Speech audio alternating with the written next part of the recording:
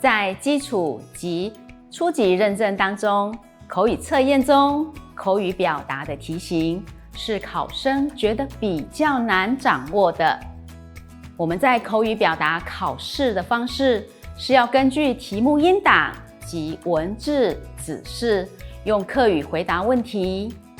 开始作答时会提示抢回答，回答的时间只有20秒，需要充分利用时间作答。如果只照着念题目文字，就不算分数。